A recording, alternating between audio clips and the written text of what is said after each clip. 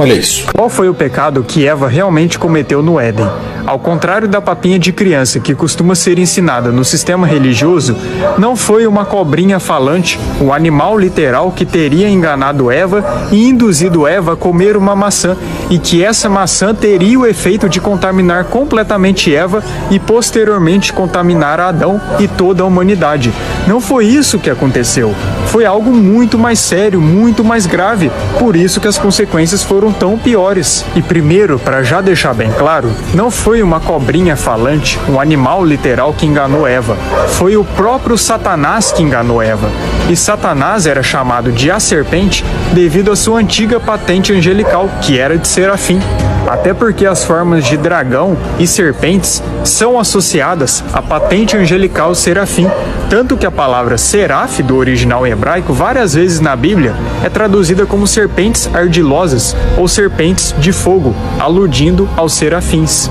A própria Bíblia em Apocalipse 12, 9 e 20 no verso 2 respondem e chamam Satanás de a antiga serpente, pois ele era aquela serpente que estava no Éden.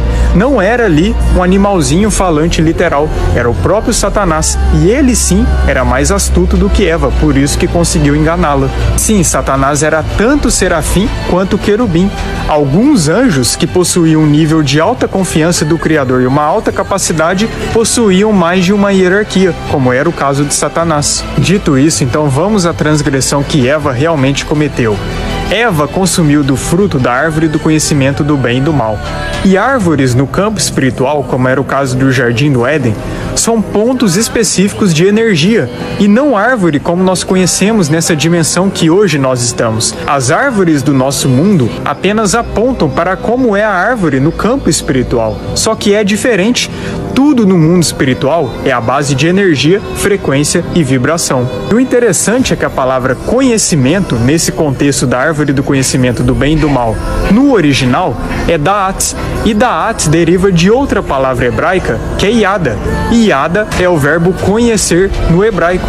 E o curioso é que o verbo conhecer no hebraico várias vezes na Bíblia aludem a relações íntimas, como no contexto de Gênesis 4:1, onde fala que Adão se deitou com a sua mulher, e ali a palavra original utilizada é Yada, pois no hebraico são utilizados vários eufemismos para indicar as relações íntimas. Então, notando o significado das palavras no original desses contextos, dá para se perceber que esse fruto da árvore do conhecimento do bem e do mal estava completamente ligado à parte de reprodução, à parte de relações íntimas. E esse fruto era uma energia tão forte dessa árvore do conhecimento do bem e do mal, capaz de alterar completamente o sentido de quem consumia esse fruto. E quem não estava preparado o suficiente para consumir dessa energia, a pessoa simplesmente se corromperia. Era necessário um certo amadurecimento para consumir desse fruto, o que não era o caso de Adão e Eva. Por isso que o Criador proibiu que eles consumissem desse fruto. Então Eva consumiu desse fruto e seus sentidos das partes de relações foram abertas.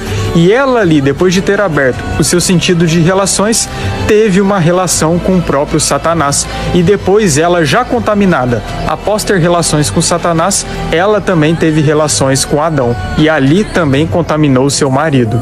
E a prova de que o contexto realmente indica isso é que em Gênesis 3:7, quando fala que Adão e Eva conheceram que estavam nus, a palavra original que é traduzida como conheceram é Yada, a mesma palavra que em algumas passagens da Bíblia aludem a relações, como o caso de Gênesis 4:1.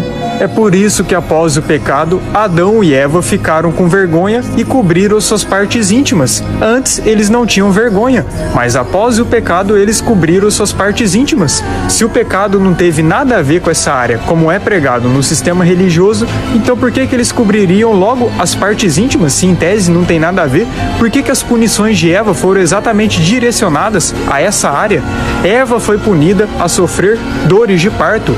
Eva tinha em seu ventre duas sementes, duas linhagens, e Eva foi considerada a mãe de todos os viventes, e o desejo de Eva seria para Adão. Todas essas punições de Eva indicam que o pecado foi exatamente nessa área, de relações, de reprodução.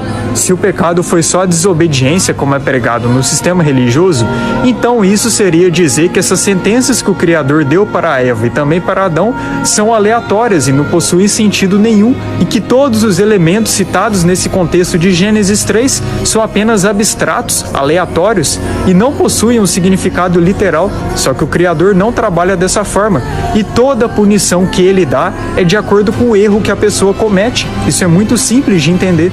Então é esse que foi o pecado de Eva. Ela fornicou com Satanás e depois, já contaminada, teve relações com seu marido.